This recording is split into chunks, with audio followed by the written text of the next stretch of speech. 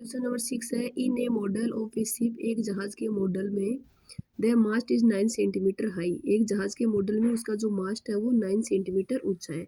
ये शिप है, ये जहाज है, इसका ये जो मास्ट है वो कितना ऊंचा है, 9 सेंटीमीटर। मॉडल है ये शिप का, जहाज का। While the mast of the actual ship is 12 metre high. जबकि जो एक्चुअल में रियल में जो जहाज होती है उसका जो मास्ट है वो 12 मीटर ऊंचा होता है। इफ यदि the length of the ship is 28 metre, अगर रियल में किसी जहाज की लंबाई है वो 28 मीटर है तो उसका जो मास्ट है उसकी हाइट है वो 12 मीटर होती है। How long is the model ship. तो ये कह रहा है कि अगर कोई जहाज 28 मीटर लंबा हो तो उसके जो मास्ट की हाइट है वो 12 मीटर ऊंची होती है।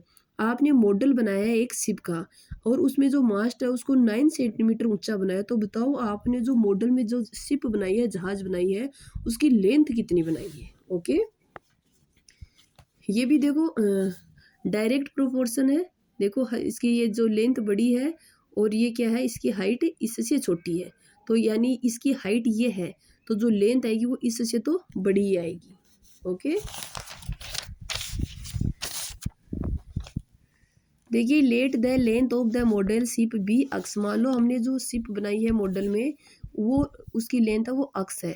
लेंथ ऑफ एक्चुअल शिप है 12 मीटर, ठीक है, और लेंथ ऑफ मॉडल शिप है उसकी है 9 सेंटीमीटर और ये 28 मीटर और ये है अक्स सेंटीमीटर, ठीक है। Here the length of the mast and the actual length of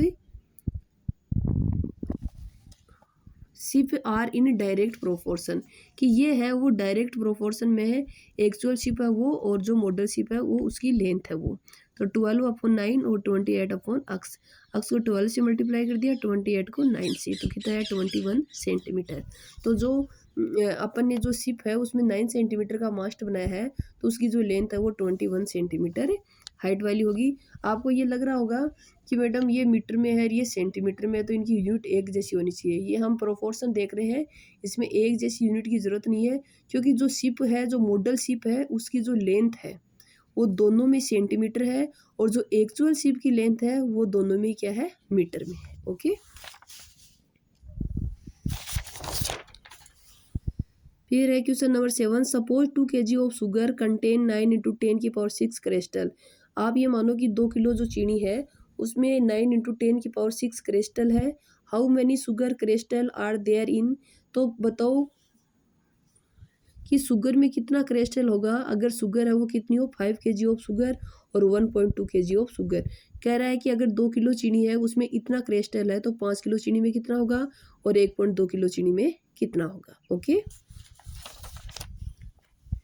late sugar crystal be x. हम ये मान लेते हैं कि 5 किलो जो चीनी है उसमें जो क्रिस्टल है वो अक्स है।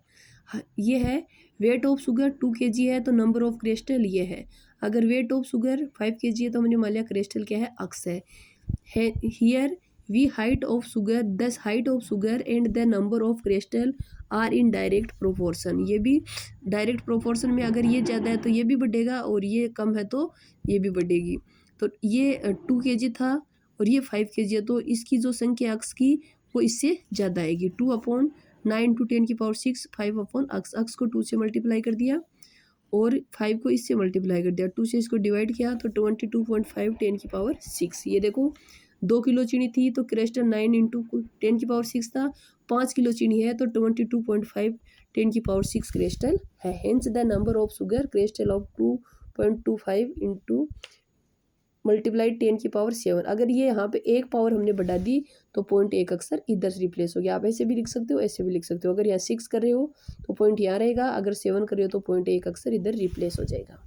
लेट इसमें भी यही है, इसमें 5 की जगह क्या है 1.2, 1.2 है। सेम टू सेम ऐसे ही इसको करना है। Number of sugar crystal is 5.4 into 10⁶। ये देखो ये 9 था और ये है 5.4, पर ये चीनी थी वो 2 kg थी, ये 2 kg थी और अब इसमें जो चीनी है वो 1.2 kg है, तो चीनी कम हो गई तो क्रिस्टल के जो नंबर है वो भी कम हो गई। ओके।